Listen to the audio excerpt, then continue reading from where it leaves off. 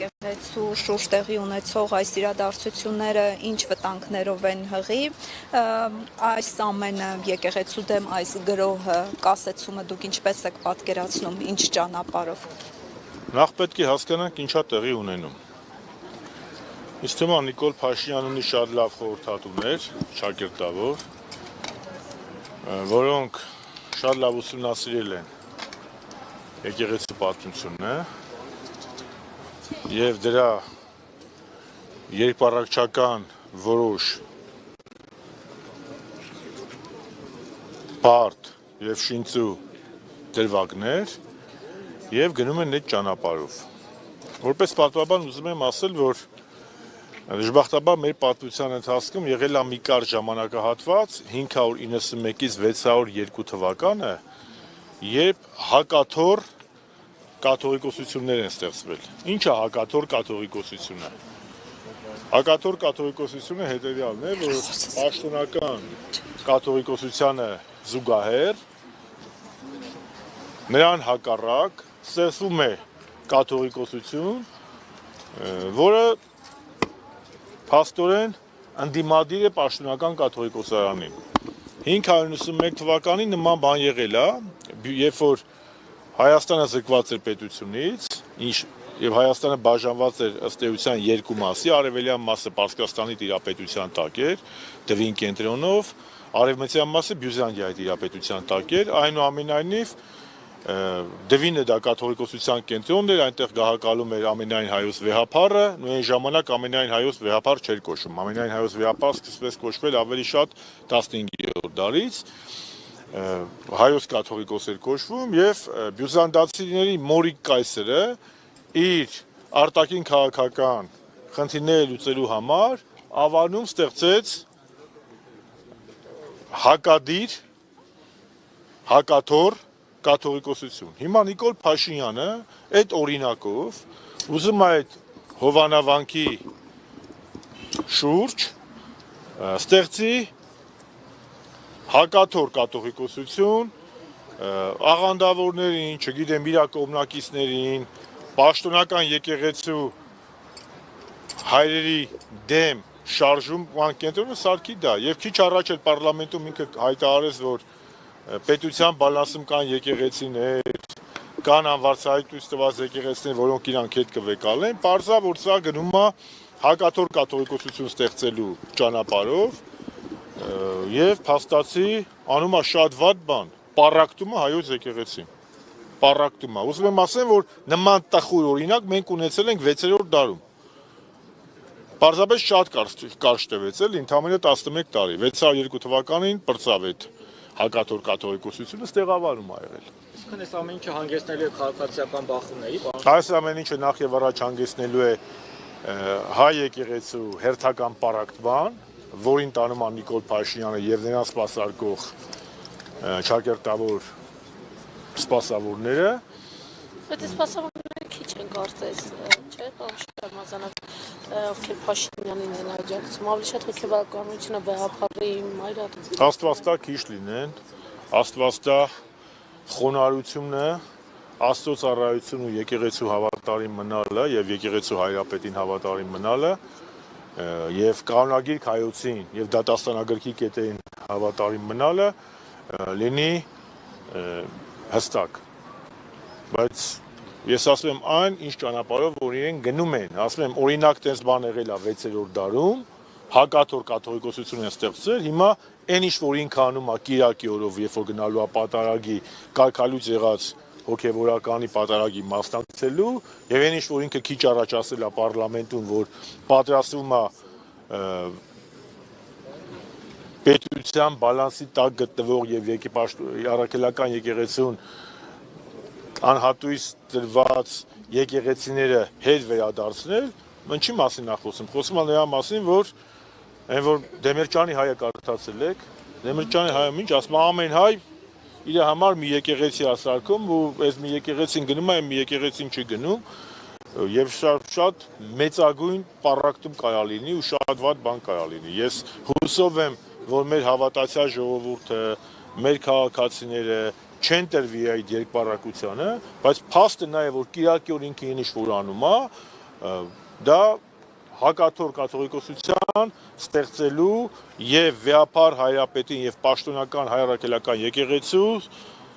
դուրս դրվելու նոր ինչ-որ շարժում է։ Մենք ուզենք դասնենք նոր Նիկոլյան շարժում, նոր Արամյան շարժում, նոր աղանդավորական շարժում, նոր Պավլիկյան կամ Թոնդրակյան շարժում կամ նոր Մորիկյան շարժում։ Բայց փաստը դա է, որ գնում է այդ ուղղությամբ, եկեղեցու պառակտելու։ Ես պարզապես որպես պատմաբան ներկայացրեցի, թե ինչն է նա հիմք վերցնում ըստիս։ Պարոն Շարմազանов, Հետո ինչ կլինի, չգիտեմ, ես իմ կոշտեն միշտ եղել է, որ մենք կանգնած լինենք մեր եկեղեցու մեջը, մեր եկեղեցու հայրապետի, մեր եկեղեցու հայրերի եւ մեր միասնական հավատի։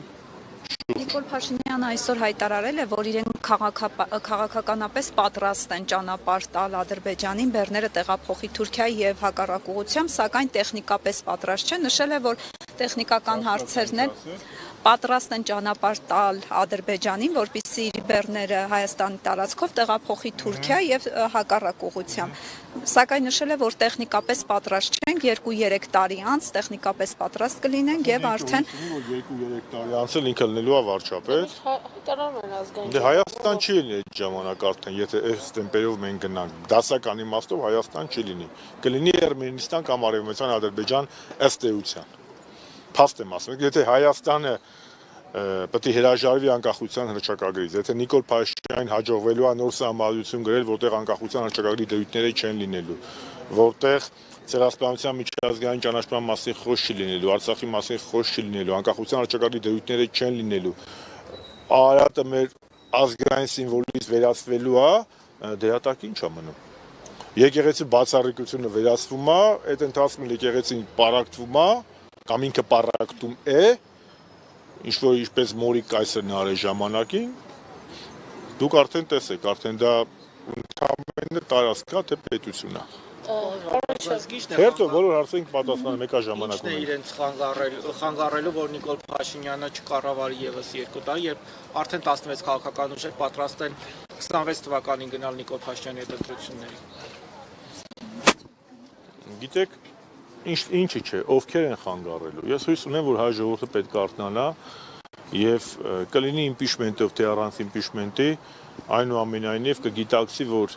այս ԿՊԱ-կան խմբակը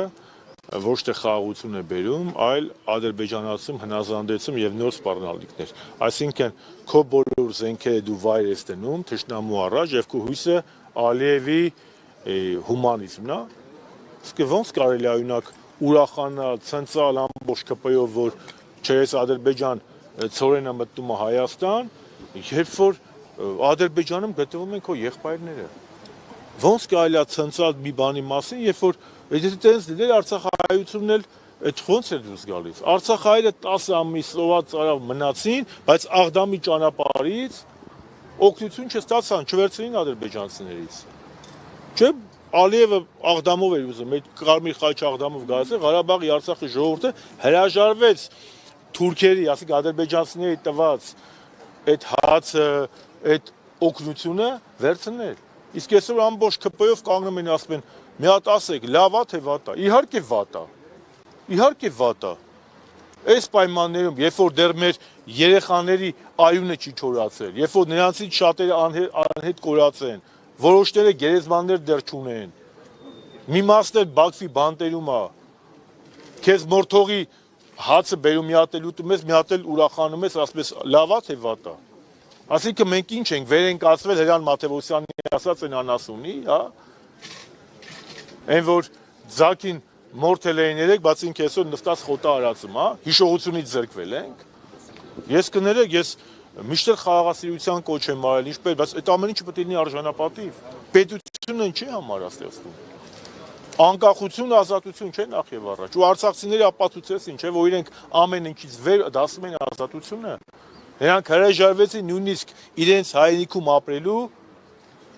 մի պարագայում, եթե դա պետք է լինի թուրքական, ադրբեջանական ստրկացման ճանապարհով։ Ու դա բնական է։ Աստվածաշունչը որ նայում ես, նույն հրյա ժողովուրդն է։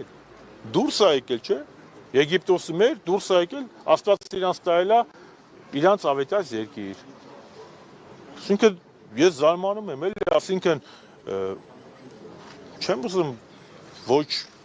եթերային բառապաշարով ասել էլի։ Այն մի գդալ ճաշի պատմությունը բոլորդ էլ գիտեք էլի։ Ասեմ, բայց լավ, այդ ամեն ինչը արժանապատվություն պետք է լինի։ Քո եղբայրները Բաքվի բանտում են, դուք ցնցում եք, որ ցորենը չես Ադրբեջան գալիս, հա։ Ղարաբաղը չտայք, Ղարաբաղից լիքը ցորեններ գալի Հայաստան։ Արցախ ինչքան ցորեններ Հայաստանին տալի։ Չհանձնեիք Արցախը, ցորեններ կլներ ամեն ինչներ։ Արցախը հանձնել եք։ Գեյներին թողել եք Բաքվում։ 5000 կամ հազարավոր զոհեր եք տվել։ Տասնյակ հազարավոր վիրավոր եք տվել։ 120,000 արցախցիներն էլ անտուն եք թողել։ Այդ ամբողջ Արցախի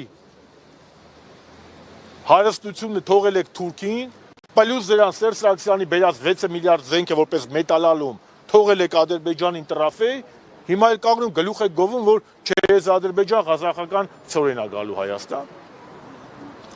Շամազանովը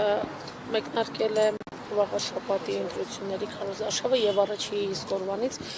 մամուլում հրապարակումներ կամ բազմաթիվ, որ սկսվել է այդ վարշական ռեսուրսի կիրառումը, չարաշահող Արդեն իրավապաշտպաններն են դրա մասին խոսում, լրագրողներն են դրա մասին խոսում։ Անդադ քպականները Facebook-ում գրում են, որ Գյումրի 2 շի լինելու, Գյումրի 2 շի լինելու, ամեն դեպքում փորձում են ամեն ձև այնպես անել ցանկացած խախտում, որ Գյումրի 2 սցենարը Բայց ինչ եք միայն Գյումրի 2-ի հետ ԿՊՆ-ը որտե է հաղթել թիմում։ Արավերդիում է հաղթել, Վանաձորում է հաղթել, Բերդում է հաղթել, Մասիսում է հաղթել, Երևանում է հաղթել, Գյումրիում է հաղթել, այդ որտեղ է հաղթել։ Մի քանի տեղ է էլի հաղթել։ Սյունիքի քաղաքներում է ԿՊՆ հաղթել, որտեղ է հաղթել։ Կամ վերջում ֆոկուս են արել այդ քաղաքապետերին, շանտաժ են արել, թե լեզու են գտել հետները, չգիտեմ ինչ են, կամ քրեական գործեր են արել, կամ էլ անաստագողություն են արել, կներեք ես բառապաշարի համար, մանդատագողություն են արել, դարձել են քաղաքապետ, ոնց որ արեցին բանում։ Ալավերդում արեցին բանում, Երևանում ինչի ընտրվել են, այդ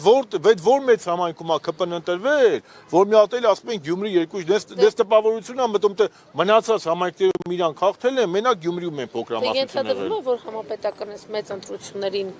ավելի մեծ ուժով կփորձեն իրենց ձայները։ Ես չեմ ուզում հիմա ընտրությունների օրակարգի մասին խոսել, որտեղ մեր կուսակցության օրակարգում մեծ պահին վարչապետին անվստահություն հայտնելու գործընթացն է, եւ երեք մեր ֆրակցիայի ղեկավարն էլ պարլամենտում հայտարարեց, որ անկախ պատգամավորների հետ բանակցություններ են գնում եւ նրանք չեն խոչընդոտելու իմպիչմենտի գործընթացը։ Այսինքն, քանի դեռ այս գործընթացը գնում է, ես կարծում եմ դեռ 8 ամիս կա ընտրություններից մենք կարող ենք խոսել ավելի լուրջ։ Ես եթերներով հարցերին հակված չեմ պատասխանելու, մի բան ակնհայտ է, ամեն ինչ պետքա հանրությունը որոշի, պետքա հայ ժողովուրդը որոշի, գիծը քաշված է, յուրաքանչյուր հայ մարդ, Հայաստան յուրաքանչյուր քաղաքացի պետքա ասի ինքը Ռուբիկոնի նիկոլական ապում է, թե ազգային ապում է, կամ պետական։ Պարոն Շարմազանով արդեն որոշվել է, որ հունվարի 1-ից ժամկետային զինծառայության ժամկետը կրճատվելու է, 2 տարվա փոխարեն ծառայելու են 1 տարի։ Ես զինվորական ասեմ, ես զինվորական գործերի մասնագետ չեմ, իզա շատ դուր բարձ է, պարոն Տիգրան Աբրահամյանը մեր կարծիքը շատ հստակ հայտնել է, ես կարծում եմ, որ Տիգրան Աբրահամյանը շատ պրոֆեսիոնալ, մասնագիտական, նաև քաղաքական գնահատական այդ հարցին տվել է։ Եվ պարոն Շարմազանով, երբ որ Թրամփը փնտրում էր Փաշինյանին, Ալիևին հարցրեց, որտեղ է հայրենակիցը, ցույց տվեց։ Օրինակ դուք ինչ զգացիք, երբ այդպես վերաբերվեցիք։ Ես 18 թվականից ոչ մի լավ զգացում տես չեմ ունենում, իսկ 20 թվականի նոյեմբերի 9-ից հետո առավել եւս։ Շնորհակալություն։